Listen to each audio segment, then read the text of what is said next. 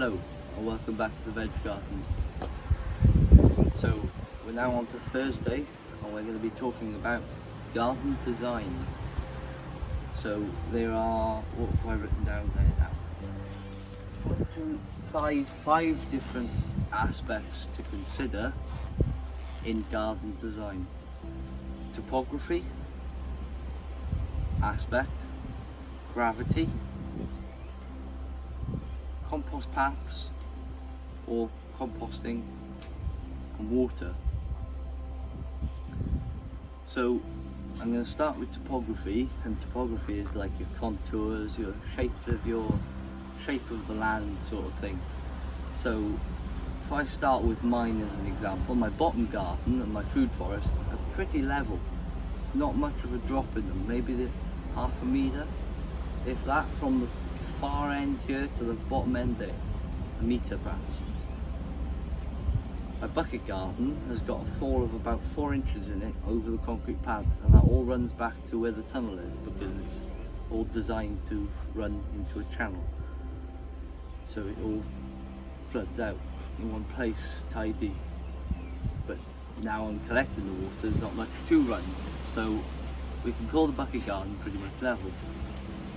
In the top garden we've got a bit more of a fall. So from the top there, the top of the garden there, and to the bottom end there, there's about 1.5 metres fall probably. Just by eye now looking at it, giving it a bit of a guess. So that means that I've got, quite a fall in it as far as, what I'd like it to be. If I was to do it properly, I should have some sort of, well, no, I'm doing it properly because all my veg are running that way, slowing the water down, holding back a bit of water. Anything that they don't need goes through, but it slows the water down so it doesn't burst the bottom bed if we get a massive flood. It also means that the beds are raised because we have a wet climate. So that's another part of design, wet or dry lands. Dry lands are going to sink your beds down below the path so any runoff goes into the bed. Wetlands, cool to cold, you want to build them up, mound them, so that all the excess moisture runs into the path. So all of my excess moisture runs into the side paths, then down into the main path. The main path then goes out and it comes to a bit of a pool because it goes back uphill again, ever so slightly. So any water gets trapped there. You never see it puddling there. You get puddles in winter, small puddles, but it normally just goes there and down, settles and goes down and soaks into the soil. So that's one thing to consider, is the topography. So I'm pretty lucky, I've not got to worry about it too much. I've put perennials along the edge just to keep the bank from eroding, and I've built up these banks here with, well, there's a hedge running along here, but I've also put in rhubarb and some raspberries just to help it further. Then we've got, aspect, so that's like light and stuff, lighting.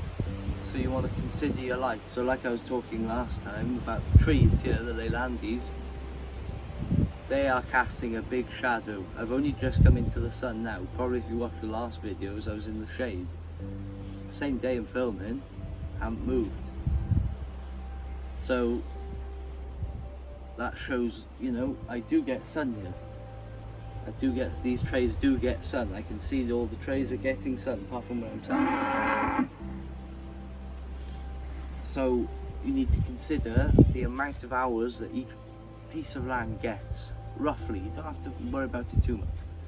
So I know under those trees there, they don't get proper sun till midday, so they only have 6 to 7 hours of sun. Don't worry about it too much, that's plenty for what's growing there, which is lettuce, chard, some peas, brassicas, that's fine. Don't worry about it at all. Down the garden more, gets a bit more light. So down there I've planted stuff like French beans, parsnips that I want to get quite sizable to have a nice Christmas dinner with. My polytunnel is situated in sun, so the polytunnel gets sun from about 8 o'clock in the morning all the way through until the sun drops behind the house, at the moment 10 o'clock at night. So I've got a good, nice long window there for the tomatoes to have plenty of sunlight.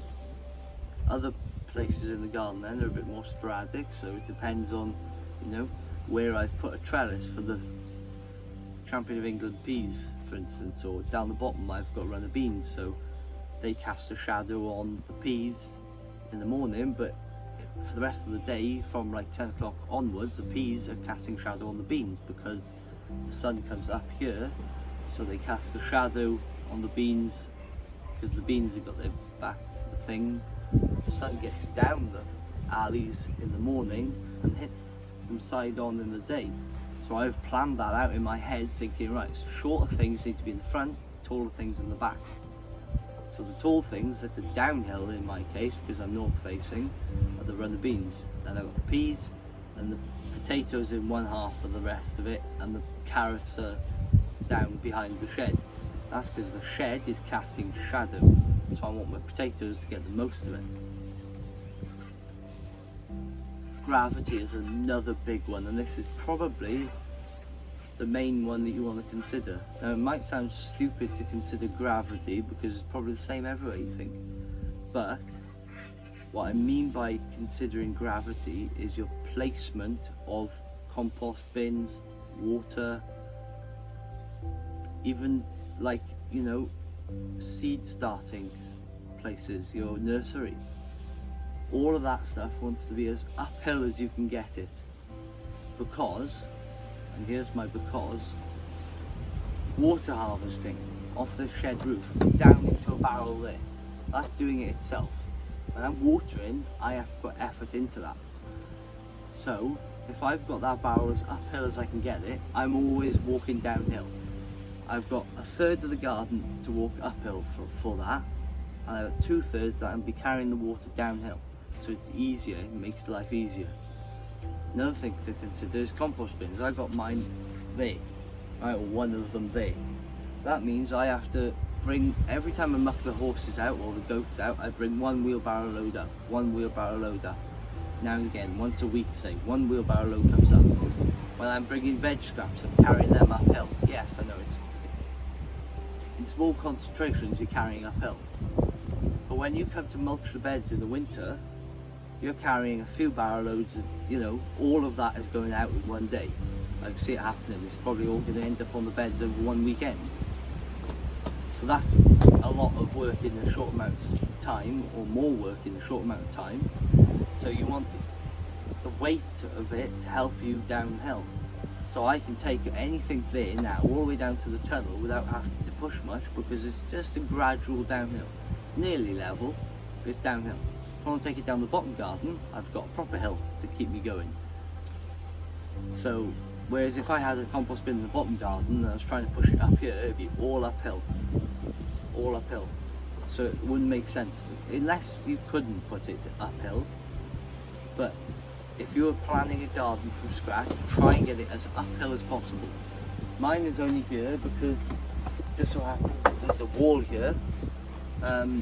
And I thought, well, if I do that corrugated steel there as a post, I've got a good place to dump compost and make compost, and then I can bring it out easy. So you want gravity to help you with that.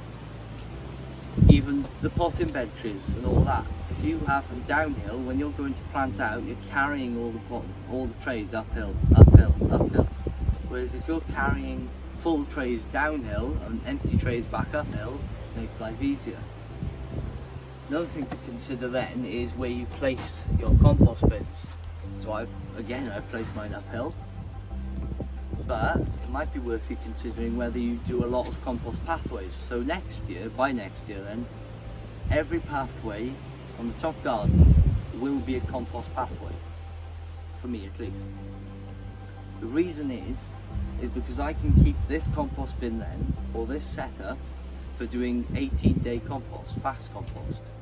So I can 18-day compost behind there, all the material that comes out of that can get dumped here. This is a cooling off bin then, Not at the moment. Next year will be. This will be a cooling off place. But the pathways will have a lot of the material where I store it, and then I can scrape it off and hot compost it. 18 days, it's all done. Or I don't have to move that compost. If I don't want to, I can leave it on the paths. I can leave it there. Like you saw in the a few videos ago now, tunnel. Beautiful compost coming off that path. I don't have to worry about taking compost into the polytunnel this year. I might take one barrow just to really get the soil going. But there's enough there already. There is enough in that tunnel. I can chop and drop all those tomatoes into the path after removing all the path material into the beds. So I can just swap them around, cycle them. Those tomatoes, all that biomass, most of it is coming out of the air, not the soil. So I'm increasing the biomass. I've already added 6 inches to that tunnel because there was a piece of wood under the tunnel. And last year, those jets that I've been watering with, the irrigation, was about 8 inches off the surface of the soil. Now, they're about 4. And that's because it's settled. I did put about 6 inches in there. When I started, the jets were nearly touching the muck and the compost. But over the years, you can build on that and build on that. I might have to move those jets soon because the compost will be getting quite high.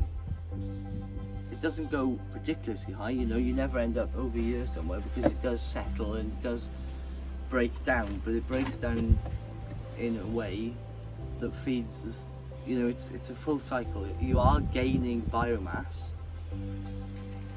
but not at the rate where you need to panic on making your tunnel tall, you know, up here wooden sides or something. You don't have to worry about that. But you are building topsoil. You can build topsoil by 2 inches a year in a standard garden, just through following permaculture practices. So that means every second year, by year 10 say, the first bit is pretty much gone. You know, it's always going down, it's always settling, so the first layer is getting thinner and thinner and thinner. The top layer is always going to be thicker, and it's going to get thinner and thinner and thinner. Water, again, you want to think about water placements of your water barrels, try and get them uphill more. If you can't get them uphill, place them in places where you think you're going to need more water.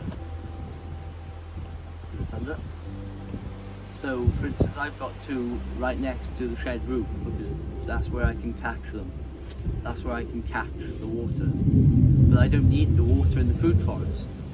The food forest catches enough water itself through runoff, through the shed roof, diving into all the rain coming off the shed roof, rainfall. The food forest doesn't need watering ever. I've done it last year because there was a lot of new plantings, but this year I haven't had to water anything because they've come fine. So I've put water barrels in the food forest to capture some of the water so that I can use it in the veg. But you know, if I could get the barrel next to the veg, I would. I'd squeeze it over more because that's where it's going to be needed. I'm going to leave you now on one note, a quote that I heard the other day, and it was, drudgery is the punishment for stupidity. So if you're struggling to do something, chances are there's a better way of doing it. And that's what I was talking about, the gravity, you know, you integrate things. You know, if you can get things to work off, you know, that you're pushing heavier loads downhill and you're bringing small amounts uphill, that's great because you're saving work. If you compost paths, that's great. You know, self-watering systems, even better. You know, not having to buy compost because, you know, inevitably this path here that's grown some quite nice squash this year will be put on the outside of this tunnel, making worm castings that I can then bring in this tunnel and fill the trays with. It's all part of a circle. Right, catch you tomorrow. Thanks for watching.